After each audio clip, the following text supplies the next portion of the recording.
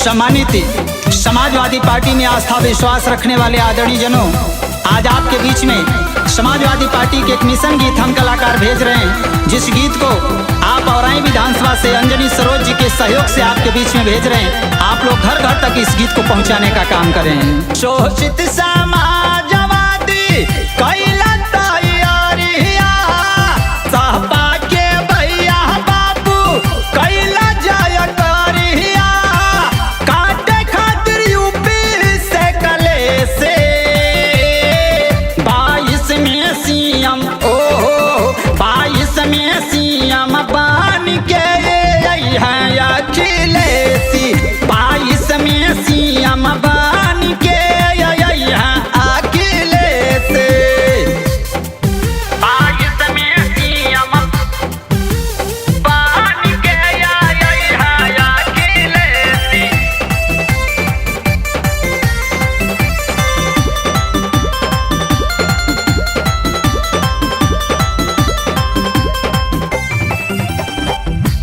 Pension समाजवादी मिली है, कन्या विद्या धन दिलई है, बीमा दुर्घटना किसान नहर सिंचाई फ्री करई है, नहर सिंचाई फ्री करई है।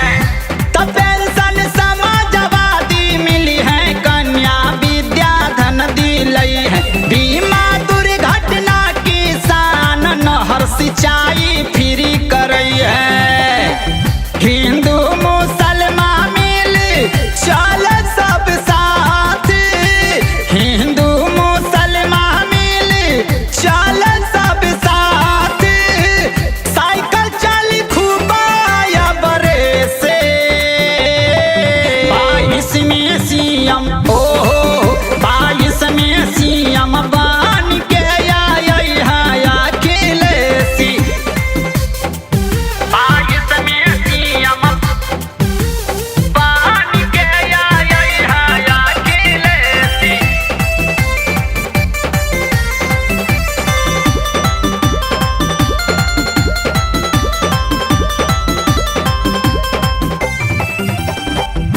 तो 108 109 नारी शक्ति के हैं साथ, बेरोजगारी भत्ता मिली, लेपटाप मिली हाथ, लेपटाप मिली हाथ। तो 108 109 नारी शक्ति बाटे साथ, बेरोजगारी भत्ता मिली, लेपटाप मिली हाथ।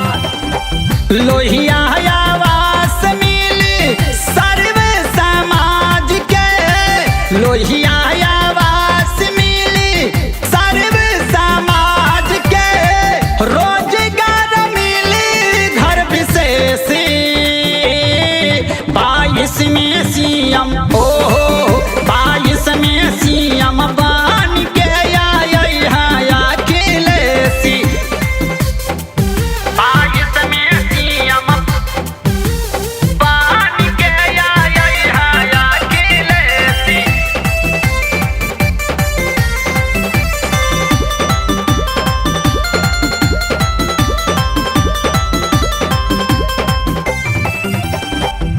तो भैया बाबू बूथ पे जाना, साइकिल वाली बटन दबाना, झंडा समाजवादी लेके अखिलेश भैया